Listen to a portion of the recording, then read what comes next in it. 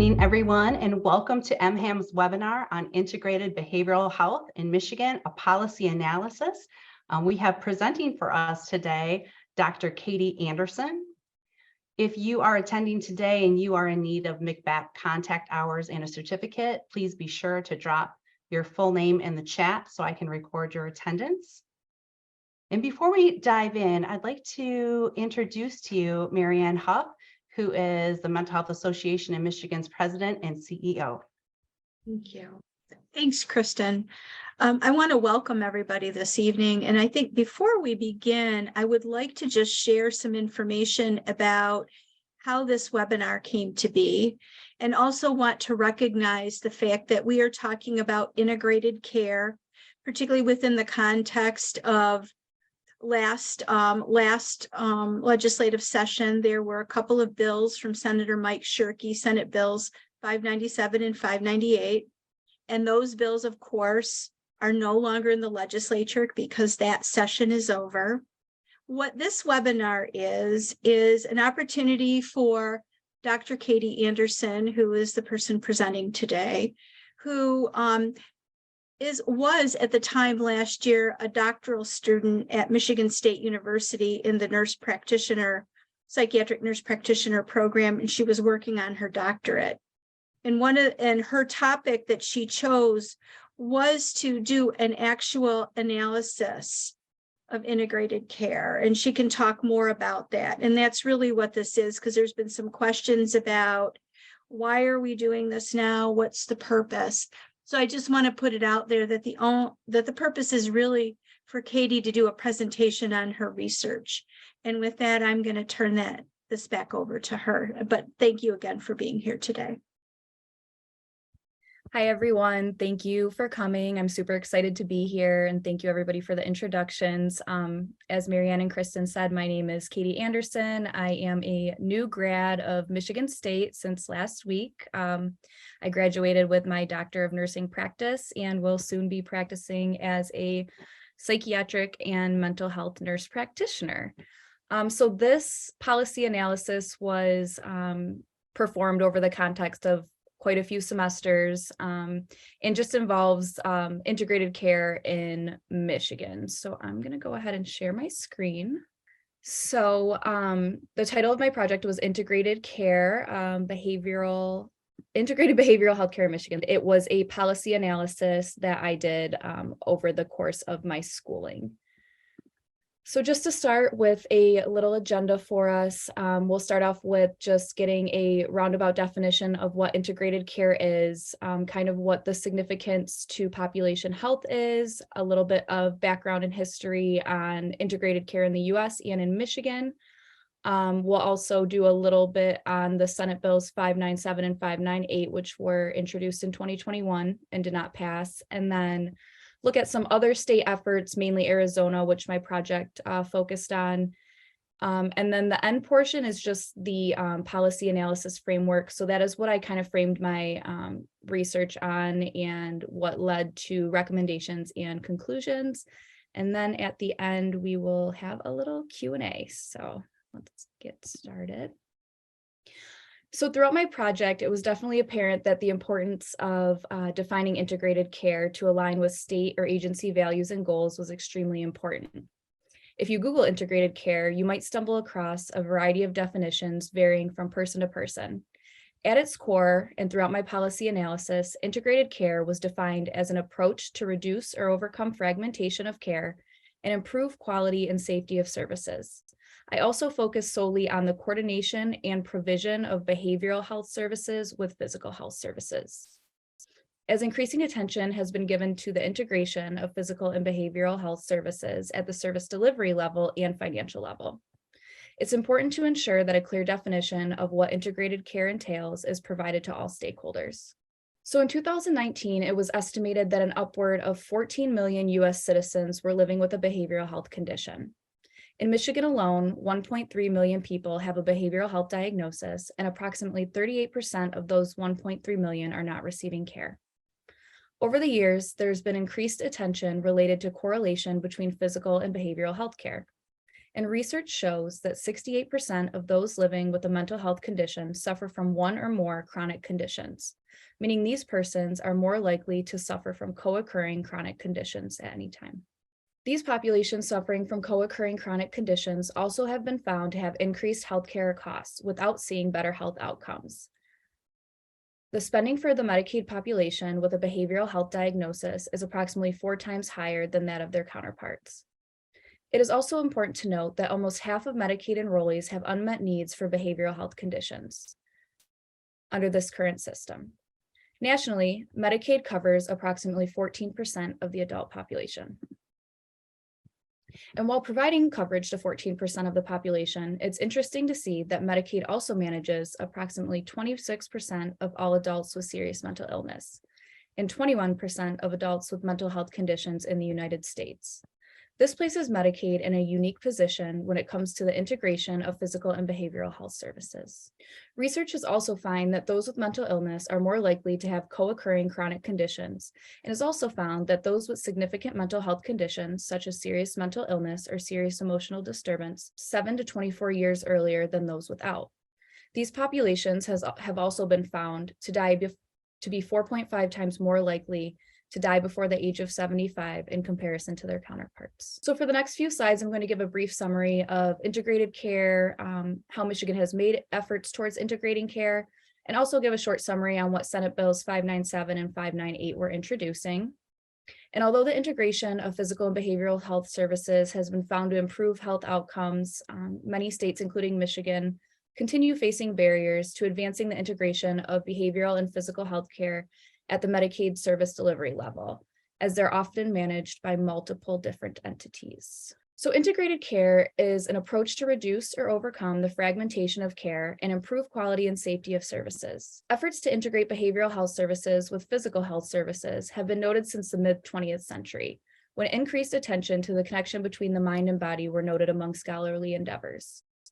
In the 1950s and 60s, integrating psychiatry and physical medicine entered the clinical setting within the general hospital setting at the service delivery level. The role of psychiatric consultation and liaison services aimed to follow a medical consultation model, in which collaboration between physical and behavioral medicine ensued. It has been noted that in many settings, this psychiatric consultation represents a significant amount of the mental health services provided in a medical setting.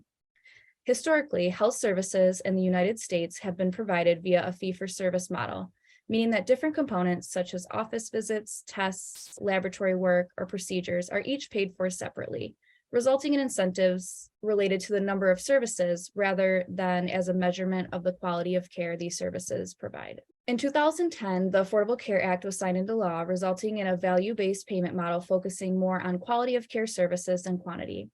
This act enabled providers and insurers flexibility of value-based payment models so that they could develop solutions to improve access, coordination, and integration of services throughout different settings. It has been conveyed that many government agencies have played a significant role in progressing integrated health and psychosocial care. The Medicaid insurance program is a public insurance program covering 83.5 million people, including eligible low-income adults, children, pregnant women, elderly adults, and persons with disabilities, which is jointly funded by both state and federal governments. It can be noted that those covered by Medicaid face increased socioeconomic challenges when compared to their privately insured counterparts and may be at higher risk for societal inequalities. As managed care organizations typically coordinate enrollees' physical health benefits, behavioral health care services are usually managed by behavioral health organizations rather than MCOs. This results in the coordination of a person's care being managed by multiple entities. Under the management of multiple entities, there may be diminished access to care and care coordination, resulting in poorer health outcomes for this specific population. When discussing Michigan's current public behavioral health system, there is a difference between the care provided to those with mild to moderate behavioral health needs and those with significant behavioral health needs, such as those with significant mental health disorders, substance use disorders, and those with intellectual or developmental disabilities. The first population mentioned, those with mild to moderate behavioral health needs, receive all of their physical health and non-specialty behavioral health benefits from a Medicaid health plan. The second specified population, or those with significant behavioral health needs, receive behavioral and physical health benefits from a bifurcated system. This system is separated by a Medicaid health plan, which provides physical health care and care management, and prepaid inpatient health plans, which are responsible for behavioral health benefits and case management. Michigan's Department of Health and Human Services has noted that this specific bifurcated system has caused challenges for the specific population and the current system. Concerning Michigan's vision for integrated care among its Medicaid population, MDHHS has noted specific goals for improving its current system. In 2019, these goals included broadening access to quality care, improving care coordination, and increasing behavioral health investment and financial stability. These goals were accompanied by core values, including person-centeredness, self-determinedness, family-driven, youth-guided, community-based, recovery-oriented, culturally competent, and evidence-based. Again, in 2019, Michigan's Department of Health and Human Services outlined the strengths and challenges of the state's current system.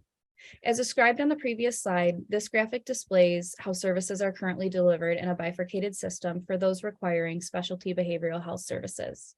In 2019, MDHHS envisioned an integrated approach to managing care for this population's health needs. As there are two separate entities managing care for the population requiring specialty behavioral health services, Michigan's Department of Health and Human Services noted challenges of the current system, such as complex care coordination, inconsistency in services, beneficiaries having to navigate two systems, and lack of primary care coordination.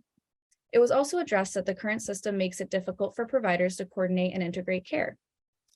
Providers and managed care organizations may lack incentives to integrate care to invest in keeping people well. It has been acknowledged that the current design of the system results in the lack of a single point of accountability concerning responsibility for the health of the whole person. This results in challenges either related to communication, data sharing, cost shifting, and finger pointing between the current bifurcated system. Strengths noted of the current system include locally based systems with strong community partnerships, locally driven innovative care models, which include investments in schools, jails, prisons, and local social services, and service to all residents in crisis rather than only those with Medicaid. This slide exemplifies just a little snippet of past efforts that have been put into place to further integrate physical and behavioral health care services. And one noted was the Section 298 initiative, which provided recommendations for effective financing models and policies for behavioral health services. Bills such as Senate Bills 597 and 598, and also the recent expansion of behavioral health homes for those with serious mental illness or serious emotional disturbance. So Senate Bills 597 and 598 were introduced to the Michigan Senate on July 15th in 2021. These bills did fail to pass and did not progress through the legislative process. Senate Bills 597 and 598, if passed, would have introduced specialty integrated plans, or SIPs, which were defined as a separate entity that is either a managed care organization or a person operating a system of healthcare delivery and financing provided under Section 3573 of the Insurance Code. This was thought to combine the traditional insurance company's management skills with behavioral healthcare organizations' expertise and commitments. The actions and guidelines for a SIP operating as a community mental health services program were to be set by June 1st of 2022. Senate Bill 598 was tie-barred to Senate Bill 597, meaning that they had to be passed together. And although these bills underwent multiple revisions through 2022, these bills did not pass in the Senate. And when I began this project, these were still under consideration. So that is why I began the policy analysis on these bills. So for Senate Bill 597, it proposed amendments to the Social Welfare Act in order to integrate the management and provision of Medicaid physical health care services and behavioral health specialty services. This would be done through the creation of specialty integrated plans, or SIPs, with a timeline of complete integration by 2030. The bill would require community health service programs to provide behavioral health specialty services through a contract with each SIP. The Department of Health and Human Services would be required to develop metrics to determine successful implementation phases and create the Behavioral Health Accountability Council to monitor and evaluate each phase. The bill also specifies that PIHPs must maintain current provider contractual arrangements and calls for consolidation of the PIHPs into a single entity over 2 years. Additionally, the Department of Health and Human Services must seek a waiver from the federal government to allow a SIP to manage and organize the delivery of both physical and behavioral health care services. Lastly, the bill would require modification to the Social Welfare Act concerning provisions of bonus incentive pools. Senate Bill 598 would amend the Mental Health Code to create specialty integrated plans responsible for providing services to people with mental health issues, substance use disorders, and developmental disabilities. The bill would also create a Behavioral Health Accountability Council and a Behavioral Health Ombudsman to oversee the SIPs. Practices and guidelines for SIPs would be set by December 1st of 2022, and the bill would require SIPs to provide services in a manner that demonstrates recipient choice and involvement. It would also require SIPs to provide services for those with substance use disorders and direct them to participate in school to community transition services. This bill would also repeal Section 269 of the Mental Health Code, which currently allows designated community mental health entities to contract and spend funds for counseling, treatment, and prevention of substance use disorders. So after that summary, as part of my analysis, which we'll get into a little bit later, I did a scan, like an environmental scan, and looked at how other states have integrated care at the financial service delivery level. So in pursuit of integrating physical and behavioral health care within Medicaid populations, Arizona has been found to have implemented successful reforms. Arizona achieved integration through the consolidation of its Medicaid program, AHCCS, and the Division of Behavioral Health Services. By focusing on primary care services and introducing CCCS, complete care plans, Arizona has effectively integrated behavioral health care for individuals with serious mental illness and mild to moderate behavioral health needs. The consolidation received political support, streamlined communication, and unified the agency's culture and goals. Previously, behavioral health care was managed by the RBHAs in a carve-out method. In comparison papers, some authors related Arizona's method of integration to what Michigan has been pursuing with an integrated care plan. In 2018, Arizona embarked on further integration of physical and behavioral health care through the implementation of the AHCCS complete care plans. Under this system, regional behavioral health authorities are responsible for managing individuals with serious mental illness, intellectual and developmental disabilities, and foster children, while AHCCS complete care providers cater to those with mild to moderate behavioral health needs. Arizona's integration efforts have yielded positive outcomes, including streamlining of communication, enhanced collaboration, and a unified agency culture and goals. Moreover, the integration received political support, indicating the commitment to this transformative approach. By employing a competitive process for contracts, Arizona fostered creativity and innovation in the delivery of integrated services. The state remains dedicated to implementing and expanding statewide integration efforts for its Medicaid population at this time. And then, although Arizona's integration efforts can be noted prior to 2014, this slide highlights the three of the ways that Arizona began integrating physical and behavioral health care. In Arizona, a pilot of their RHBAs, or Regional Health Behavioral Authorities, for managing the healthcare needs of those with serious mental illness was initiated in 2014 in a single county, before the implementation went statewide. This action allowed the overseeing agency to address problem areas in a controlled environment. And Arizona was also noted to have consolidated their Department of Behavioral Health Services within the AHCCS to help align agency goals and incentives. Arizona continues to modify its integrated care model through 1115 waiver extensions and amendments as well. And then this is just a quick infographic from Arizona's healthcare cost containment system that outlines how the specific Medicaid populations receive their care in an integrated fashion. And I know it might be kind of hard to see. Up here is members with serious mental illness, and they receive all of their physical and behavioral health care from the RBHAs. And then, so currently, as I said, they all receive from the RBHAs, and those are organizations that have contracted with the state to serve specific regions in Arizona. So in 2020, reports from the HCCCS found many improvements across various outcome measures for those impacted by their serious mental illness. Improvements were noted in ambulatory care, preventative care, and chronic disease management measures, as well as within indicators related to patient experience improvements and hospital-related measures. Notable improvements from their findings included medication management for people with asthma, comprehensive diabetes care, and adult access to preventative ambulatory health services increased as well. ACCCHS also noted patient improvement experiences related to health plan ratings of all healthcare, coordination of care, and shared decision-making.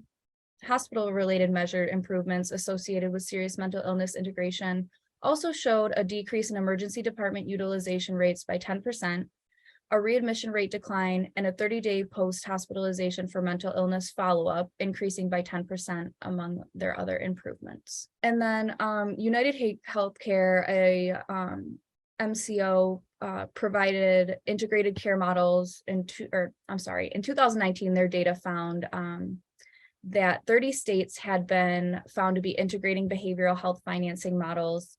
There were 11 states that were using a fee-for-service plan, and other states such as Arizona, New York, Hawaii, and Florida were choosing to use a specialty plan for their serious mental illness populations.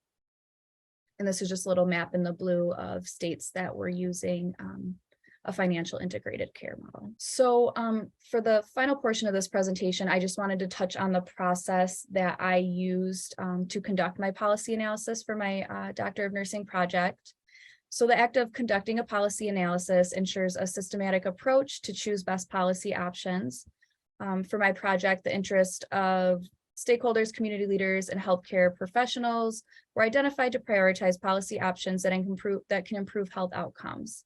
As changes to policies and laws regarding integrating care at the financial delivery level have continued to meet resistance in the Michigan legislature. So domain one consists of problem identification, which was previously discussed in introduction and background of this presentation. Michigan's current system remains bifurcated for Medicaid beneficiaries requiring a specialty behavioral health services as they continue to obtain services through separate entities.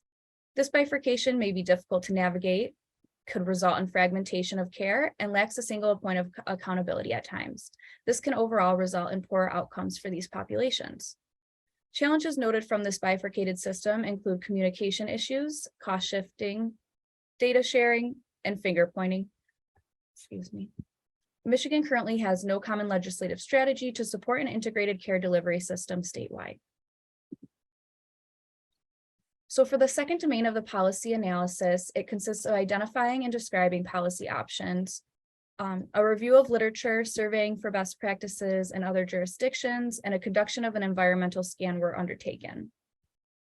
After each policy option was identified following the CDC's framing questions from their policy analytical framework, 3 criteria were focused on, such as public health, impact, feasibility, and economic and budgetary impact. And then this screen just describes the literature review that I undertook when I was performing this portion of the policy analysis, and describes the databases that I use, the search terms, my modifiers, and then overall initially 1,059 studies, reports, and gray literature were found, and topic or papers and reports that were not related to the integration of behavioral and physical health services or policy implications were removed, and in total 11 articles were synthesized. Through this literature review, though, only 2 resources focused on statewide integration care strategies, and I think that this really exemplifies the need for further policy-based research regarding integrated care in different states. Some barriers to the integration of physical and behavioral health care included funding, stakeholder perspectives, and there were a lot of the studies only studied small populations. A multitude of strategies were noted upon search of gray literature among other states, but as it came to find out, every state has a different approach and appears to be unique, and this depends on population needs, funding of initiatives, the necessary changes to laws and policies, and stakeholder perspectives and agreeability. There was no one-size-fits-all approach throughout the United States noted through my policy analysis. And then step 2B is describing each of the policy options in the context of public health. So public health looked at the potential for the policy to impact risk factors, quality of life, disparities, morbidity, and mortality. Feasibility, which is the likelihood that the policy can be successfully adopted and implemented. And then economic and budgetary impact, which compares the cost to enact, implement, and enforce a policy with the value of the benefits. And then this matrix, it was adapted from the CDC's policy analytical framework, and it is based upon the prior domains as well as the writer's opinion, which uses my perspective to weigh each policy option against each other. And then it also includes maintaining the status quo or no change in policy. The other options that were considered during this policy analysis were Senate Bills 597 and 598, the consolidation of two separate entities, and the piloting of a singular specialty integrated plan in one region of Michigan.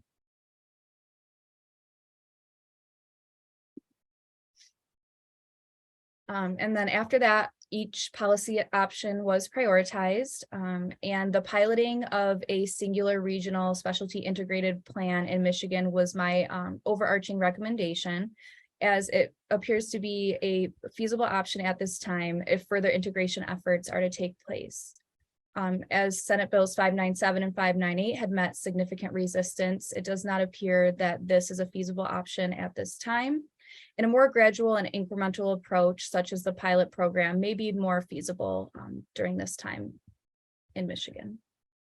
So for domain 3 of this policy analysis, it consisted of clarifying operational issues related to how a policy will operate and what is needed for implementation to ensure that it could be implemented. So we would need to ensure that all stakeholders are involved and agreeable to take this pilot into consideration. As there's no real plans to currently pilot a plan in Michigan, information will need to be provided to stakeholders on the significance of the problem and what would need to be addressed. I would personally propose the integration of a work group to align goals, priorities, and values of all stakeholders as one of the first steps needed to pilot a singular specialty integrated plan in Michigan. Further investigation still needs to be undertaken to determine where funding or grant support would come from to support this pilot program. It would be recommended that the Michigan Department of Health and Human Services oversees this work group, approves of the plan, requests for information to interested parties to gauge for interest and suitability for those who are interested in becoming a specialty integrated plan. Domain 3 of my policy analysis also consisted of making recommendations for or conducting additional background work if the policy is not ready for prime time. At this time, it appears that low feasibility may be affected by insufficient stakeholder support. A more intricate and incremental policy development approach with recommendations should be undertaken in the future, as many financial integration efforts are in their infancy. Continued research should be pursued to obtain outcomes and benefit measures.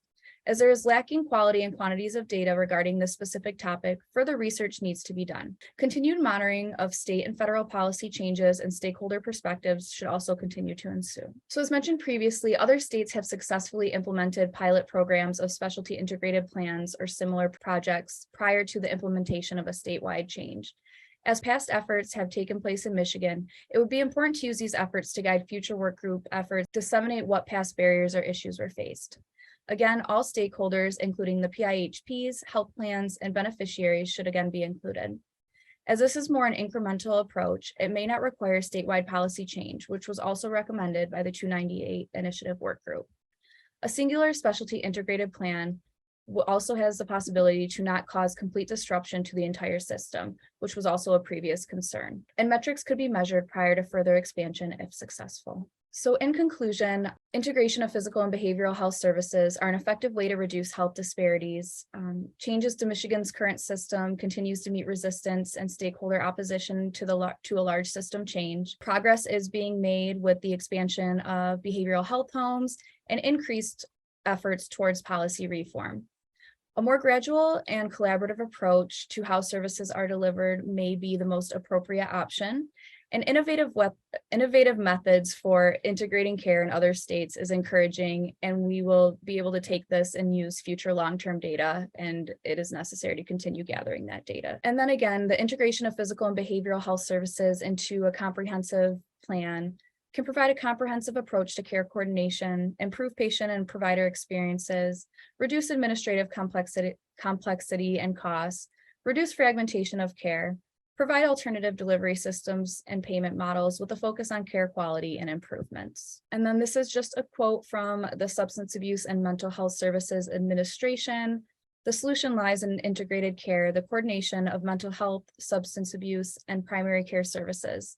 An integrated care produces the best outcomes and is the most effective approach for caring for people with complex healthcare needs. And then just my acknowledgements to Dr. Goldstein and Dr. Annis, Marianne, and the Michigan State's College of Nursing for supporting my project, and also to Michigan State's Institute for Public Policy and Social Research for allowing me to receive a grant to pursue my Doctor of Nursing project.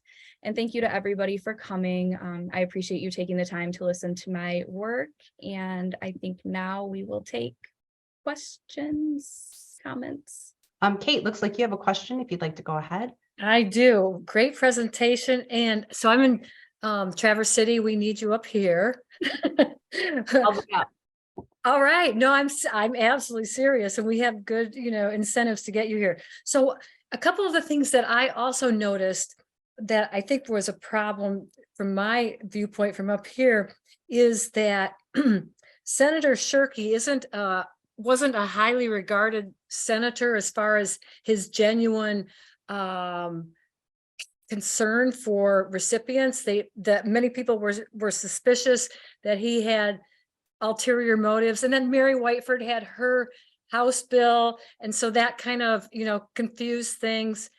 And it would have been awesome to have you presenting to legislators, because I totally support this integrated financing model, and you talked about bifurcated, and it really is trifurcated, because substance use disorder is, financed, and, the funding stream is a totally different thing altogether. And so I have some questions coming, believe me. So I thought that was a problem with Shirkey, is that people didn't really feel that he was really behind his best concerns were for the recipient. We didn't think so. So in other states, I know Michigan has, I think, about 12 health insurance companies, and I tried to determine how many of those were nonprofits, and it looks like Blue Cross Blue Shield in Michigan is. I think other people, there was a lot of skepticism, and a lot of this came from CMHs and the PIPs saying, oh my gosh, if you turn this over to for-profit insurance companies, that's all they care about, your services are going to go down the drain. And so they used a lot of scare tactics, which of course didn't help these initiatives move forward. And so what did you see in Arizona as far as insurance? And maybe you said that and I just didn't catch it. Like insurance companies, are there many that are paying for these services, or what? So it's, I want to say the exact numbers, like it's divided by regions in Arizona, and I want to say it's 4 different insurance companies are the RBHAs, so they only focus on serious mental illness. Their system is a little bit different though, because they from my research, they kind of divide all the different populations up, but they're all serviced under their one provider. So they're receiving integrated care, but they have different, like they have Mercy Care, Mercy, Mercy Care runs like the Phoenix area, and then So is there choice or not choice? If there's one provider? they're allowed to opt out, but they then will be transferred to a different, or they have the choice to choose a different plan or servicer outside. Because I think they have, I had to go back to my little thing. It's like 9 different groups, because they split it with the American Indians and Mhm. go back to my thing. Oh. Because choice would be nice to have, especially up here. Our CMH has not been very effective, and fewer and fewer other service providers are accepting Medicaid. And so it's really, Yeah, there was a blurb in Senate Bills 597 and 598 to allow patients to have choice. They in Arizona, I want to say that they do have, like, they have the option to opt out and choose a different plan. I was going somewhere else with that, I'm sorry. But I think that with this bill and a lot of other things that have been going on, that like this really big change to the system is what is, causing the most opposition to it, is that, it's a big change and sometimes people are comfortable in what they know. So that's why I recommended a pilot program to kind of test it out, and then we can use them, the metrics can be used to see how it's been successful. And I thought that was a way that Arizona kind of was successful in implementing it statewide, if that makes sense. we want to be the pilot up in Grand Traverse County, because our CMH has refused to be a CCBHC, and most of the downstate CMHs have done that. So they're integrating care, the care, maybe not the financing, but at least the care. So we would be a good candidate for pilot. I'll let someone else now ask a question. And I was going to say too, I can't go, my PowerPoint, it was taken up too, my computer's spinning. But there's one of the pictures on there was like the care coordination timeline. And one of the first things that is listed on it before like full service integration is the creation of Medicaid health homes. So we're kind of seeing that in Michigan now with the expansion in the region. So I think that's a great step, towards a full service delivery model. Thank you. Thanks. Sarah has her hand up. In your report, did you also include people with duly diagnosed disabilities, like people that have like a mental health condition / IDD, or people with cognitive or an intellectual and mental health conditions, or not? So those were touched on by, thank you, Sarah, for the question. Those were touched on in Senate Bills 597 and 598 with their phased in approach. With what I recommended for the pilot program, and truly, like, I was following kind of what Arizona did. They only focused first on those with serious mental illness, and then they as well phased, in over time, the different populations. Okay, Thank you. thank you. Katie, I have a question from Christine, and she just was wondering,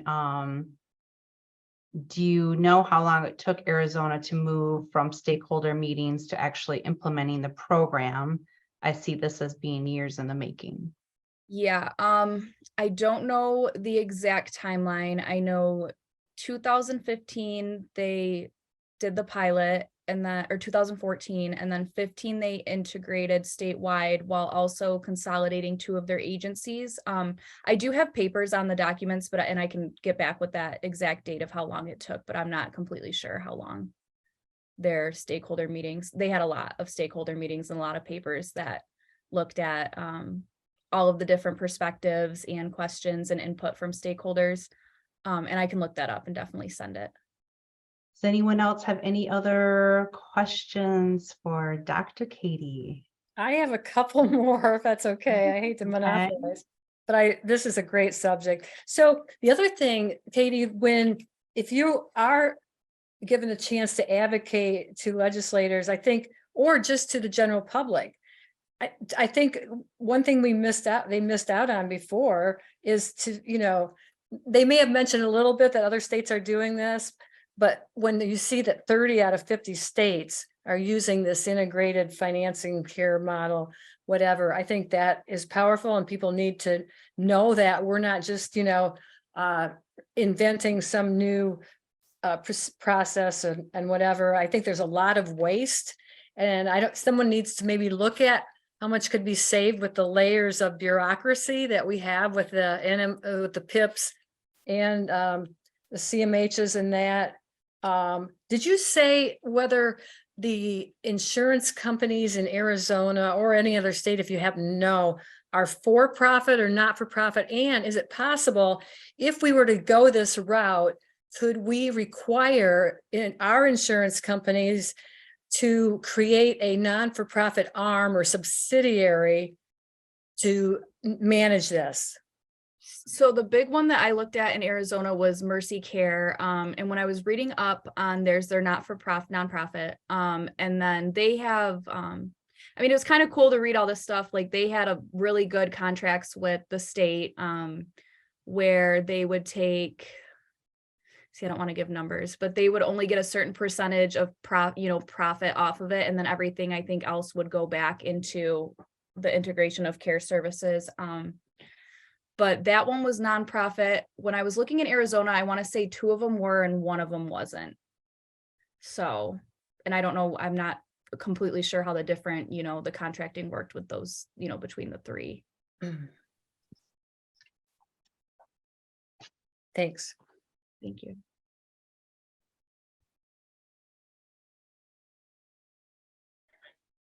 Any other questions?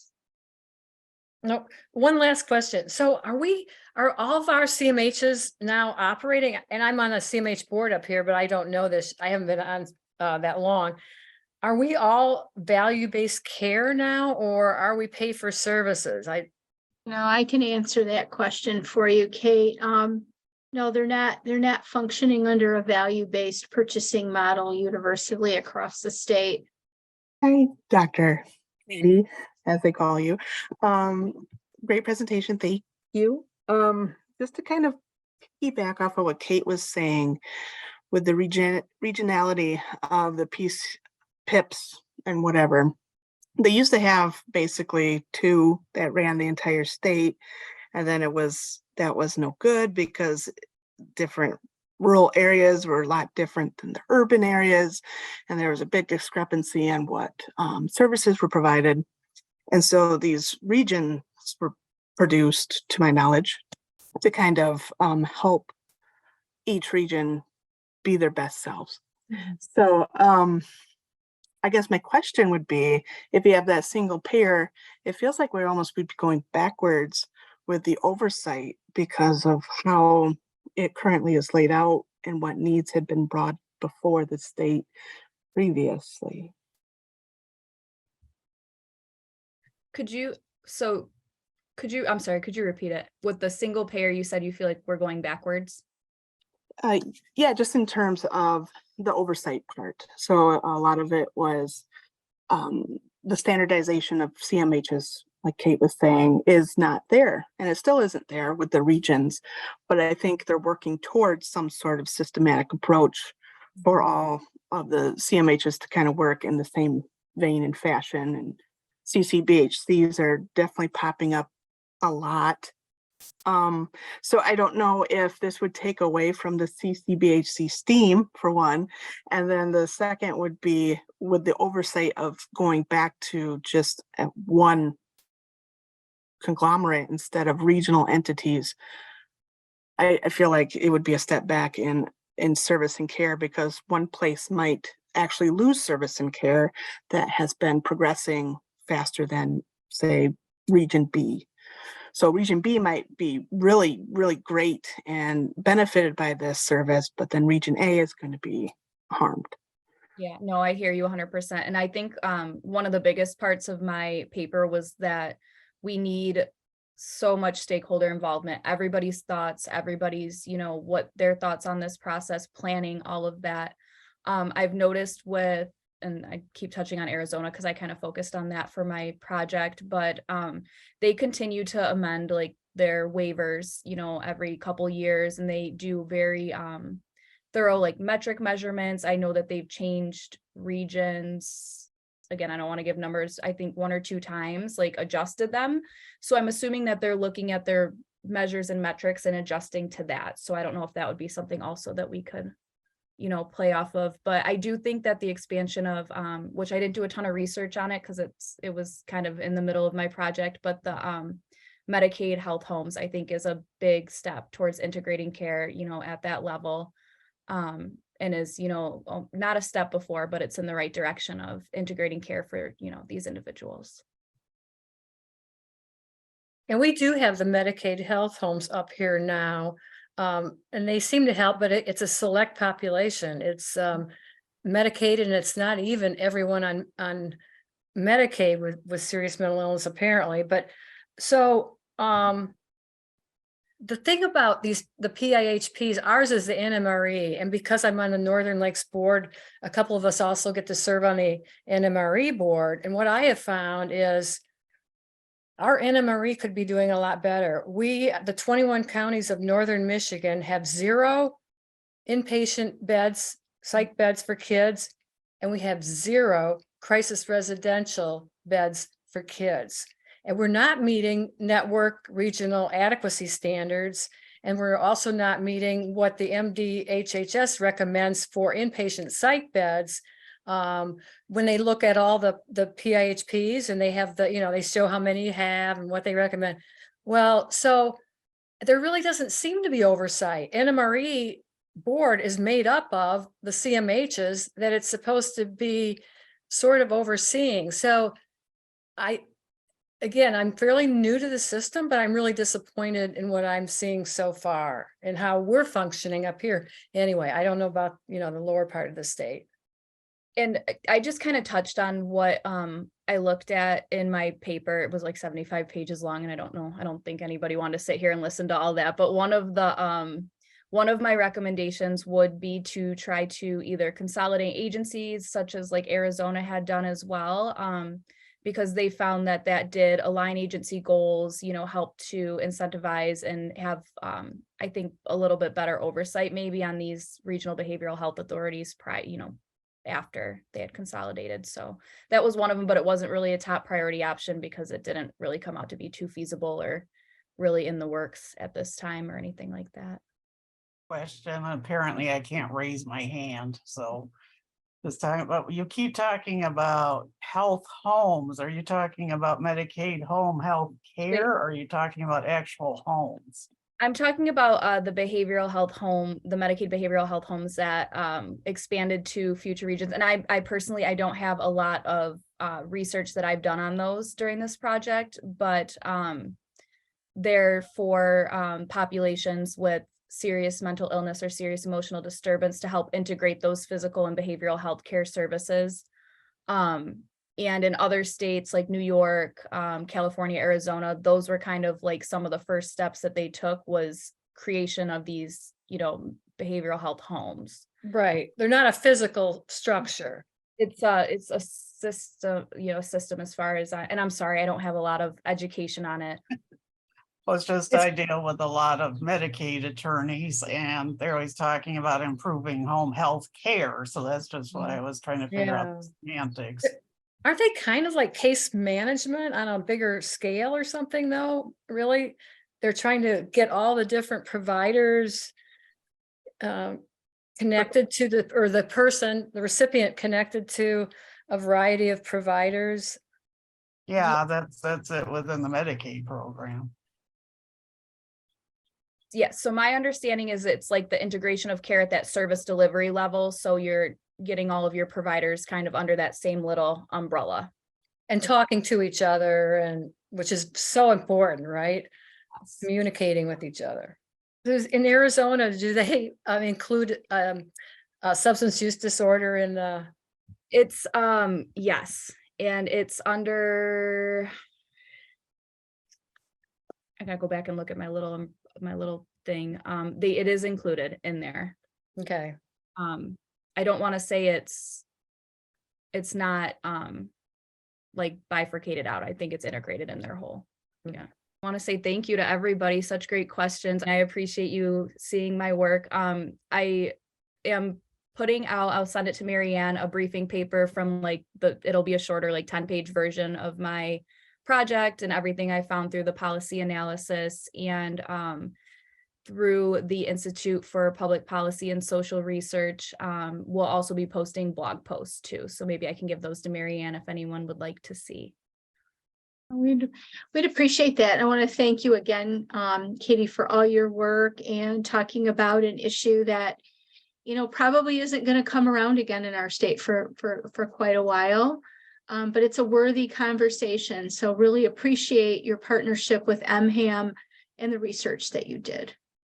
And I appreciate you as well. Thank you everyone for letting me join, and MHAM bringing me under their wing for my school. Awesome. Thank you. Thanks, Dr. Thanks, Katie. Thanks, everyone. Marianne, Kristen. Yep. Bye.